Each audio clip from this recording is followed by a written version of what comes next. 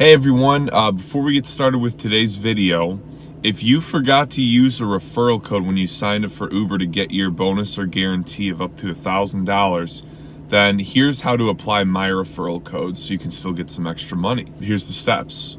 So 1, open the Uber app. Next, click your photo or the 3 lines at the top corner.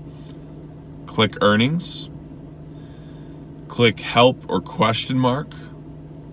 Click account and payment, then referrals, and this step is really important. Click invited driver, report my missing or incorrect driver referral, and then click send a message. And for the invite code, use G4QA5UE. Friend's name, yours truly, Gregory Wave, GREGORY WAVE, like wave. The phone number is 815-847-0184, and the email is gregwave@yahoo.com. And for the details, you can just say something like, my good friend Gregory referred me to drive for Uber. What's going on, everybody, and welcome to another episode of the Rideshare Hub. My name's Greg. Hope you guys are all doing good out there, staying safe, still in some of the craziest times we've ever seen. What I'm doing today is an updated video on why I believe Uber and Lyft is ending. These are 4 of the biggest reasons why I think they actually won't survive the next year or 2. This has probably been a long time coming. I mean, I feel like I've been making videos like this for a while, but the reasoning has only gotten more and more intense because before it was always speculation. I always thought it was going to be automation or, just them trying to find a way to not have to pay us as drivers. And little did I know that it would look more like them getting shut down for legal reasons. So for those of you that don't know what I'm talking about, this video is basically following Prop 22. I believe it's called AB 5, and all the laws that have been passed in California regarding rideshare driving. Really anything gig economy related. So basically what's happening, just a really quick catch up for those of you that aren't aware, is right now California has taken Uber and Lyft to court and basically has been like, you need to treat these people like employees. All that's really happened is Uber and Lyft have said that's impossible and we shouldn't have to. We're a technology platform. And I don't really know what all the specific rules are on like what designates an employee or not. I always thought it was that if this person were essential to business, they need to be considered an employee. Versus, I think people have typically looked at contractors as someone who is needed to come in every now and then to perform some tasks at said company. Whereas with Uber and Lyft's business model, it kind of can't exist without drivers, which was the main reason I always thought they would push really hard for automation. But I don't think they could ever find an investor or get the money together to really do it. If they survive this, I think they'll definitely push for that. I don't really think they will. I think we're actually in for a really, really big change with ride sharing. I've been saying since I've been on this channel that you guys need to be prepped for something and you should be using Uber and Lyft to segue into a new career or a new path or a new way of making money. I really hope more than ever you guys are taking that serious. So let's kind of dive right into this. Basically, the main reason that they're probably not going to make it out of this is to win this case. I don't think they have a chance, honestly. It seems like California's been incredibly aggressive and persistent on not backing down from this. And California, I mean, for one, that's like the hub of Uber and Lyfting. I mean, that's like where it pretty much all started. I would say probably the best numbers in the nation are reported in general in the overall state of California as compared to other states. And it's so big that I just feel like that influence is going to carry over to other states, and it might be a trickle effect, but slowly, one by one, I imagine what's happening in California is going to happen in every other state. So the main reason why this is a problem is because Uber said it would have to eliminate 70 to 90% of their employees if this happens. I can't remember the exact statistic on this, but I believe it was something like they said their operating costs would go up 20+%.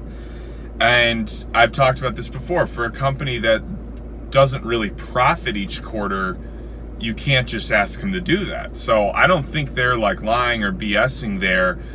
And I don't think it's that they necessarily don't want to take care of us. I think there's just literally no way they can.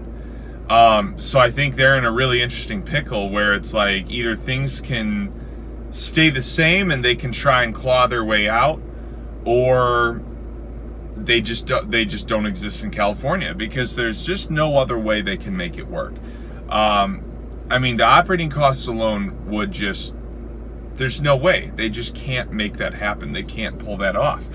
And I've said a few times that I don't think it's actually a good idea for this to happen. I really would love to be treated more fair by Uber and Lyft, and I 100% agree they definitely haven't done the most for us, but giving up all your freedoms and the way we drive Uber and Lyft now just to, get minimum wage and some health benefits, it's not worth it. I can promise you it's not worth it in the long term. So I honestly am not a fan. But that's the first reason. The second reason I do think that is going to go into effect is I think that what will happen in like a few years from now is I think a lot of states are going to shut down and they're going to stay alive on minimal states. And then I think automation is going to come into play. I think, like I said, I could see that being still 3 to 5 years away. And I don't think it'll necessarily be the catalyst, but I think it'll play into effect long term. Let's see. And honestly, the next biggest reason, I'm trying to think of how to word this. Ride sharing just in general isn't a sustainable business model. Most people that do this long enough end up quitting.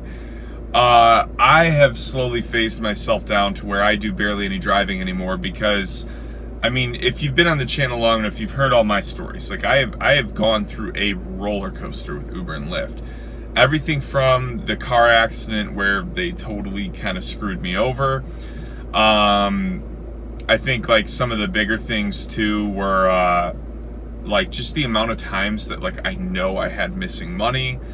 And the biggest reason of all is, if you guys remember the story of the car I bought and drove for Uber and Lyft for like 2 years, and I ended up having like $7,000 of negative equity. I ended up just really getting in a lot of financial trouble for a season, and it really was kind of because of Uber and Lyft. At the time, it helped me open up a nice gateway in my life to have the freedom to pursue acting and starting a business and some of the things I've done, and I am thankful for that. But I've lived by this since I've been on the channel. That is the only way I think to use Uber and Lyft, is as a means to an end. This is like a catalyst to get where I need to go, or where I want to go, and to live the life I want to live.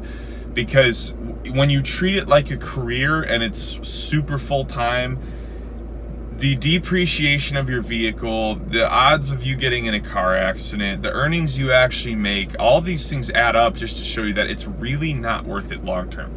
I think for it to really be sustainable long term, you'd have to be making $25 an hour. You've got to have money to be able to buy new vehicles every few years if you're a full-time driver. I can't see how that just wouldn't be possible, you know? So yeah, I think long term, it's just never been a sustainable model. And I feel like, I don't know about you guys, but I feel like I always, like subconsciously in the back of my mind, knew it wouldn't work forever.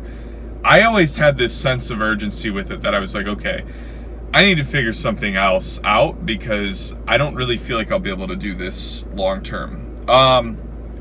So that's pretty much it, guys. The the main reasons here really are just that this switch to employees will not work. It just will not work. It won't work in any market. It won't work in any economy, not for Uber and Lyft. Best case scenario, what I think happens is I think they claw their way out of this and they find a way to make some kind of compromise to still leave us with some freedom, and to be able to, you know, do what we want to do and also have some kind of guarantee or some kind of safety net if things go wrong. I don't really know how that'll work. Like I said, my opinion is it won't work. But yeah, there we go. Is Uber and Lyft ending? And honestly, I say yes, but I think it will be a process. So hope you guys enjoyed this video. Before we get off of here, definitely don't forget to check out the retroactive referral code. I've got a link in the description. It's very simple. It takes like 2 minutes.